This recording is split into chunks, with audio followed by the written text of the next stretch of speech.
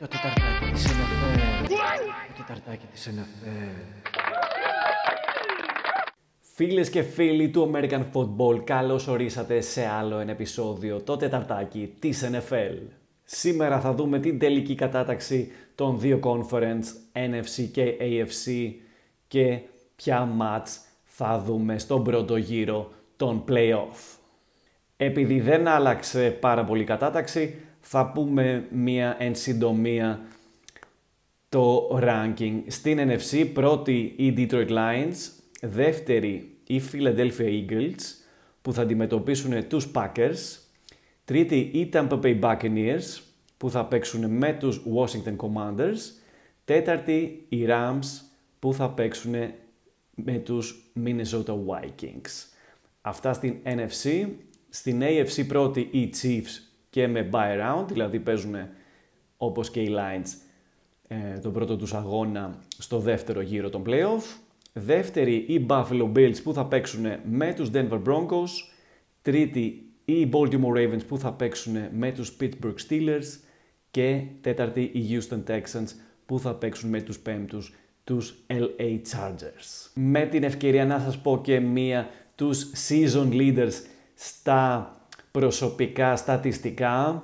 Στην επίθεση ο Joe Burrow τελείωσε την χρονιά με τις περισσότερες γιάρδες από όλους τους quarterback της NFL με 4.918.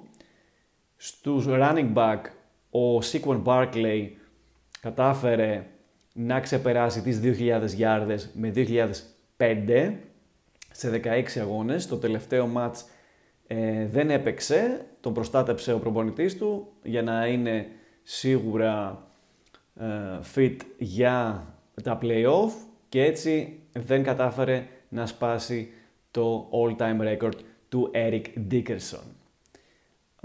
Receiving yards, Jamar Chase πρώτος με 1.708 γιάρδες. Στην άμυνα τα περισσότερα tackles τα έκανε ο Zaire Franklin των Indianapolis Colts με 173.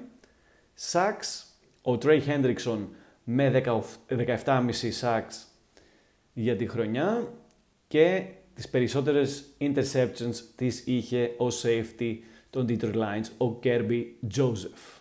Στα προγνωστικά μας είχαμε πάλι 2-4 και έτσι κλείνουμε την κανονική περίοδο με τα εξής στατιστικά. Βρήκαμε 34 μάτς από 48 που κάνει ένα ποσοστό 70,8. Συνεχίζουμε βέβαια και στα play-off. Και φτάσαμε στα προγνωστικά για την Wild Card Round, δηλαδή τον πρώτο γύρο των play-off στην NFL. Πάμε στην πλευρά της AFC για το πρώτο match που θα σας δώσω, που είναι derby ανάμεσα στους Steelers και τους Ravens, που θα παιχτεί στο Baltimore. Εδώ, ενώ έχουν ένα σημαντικό τραυματία οι Ravens, τον Zay Flowers, τον βασικό wide receiver, θα τα καταφέρουν οι Ravens και ας έχουν αυτή την απώλεια. Εντός έδρας θα κερδίσουν τους Steelers σε derby 28-24, γιατί πιστεύω ότι ο Lamar Jackson και ο Derek Henry είναι το τέλειο ντουέτο που μπορείς να έχεις σε quarterback, running back θέσεις, και ο Henry ίσως ήταν ακριβώς αυτό το κομμάτι που έλειπε από τα τελευταία χρόνια στους Ravens για να κάνουν το επόμενο βήμα. Και έτσι βλέπω την νίκη στους Ravens. Το δεύτερο match που σας έχω επιλέξει είναι αυτό ανάμεσα στους Broncos και τους Bills, που θα γίνει στο Buffalo. Εδώ βλέπω ξεκάθαρο φαβορί την ομάδα των Bills.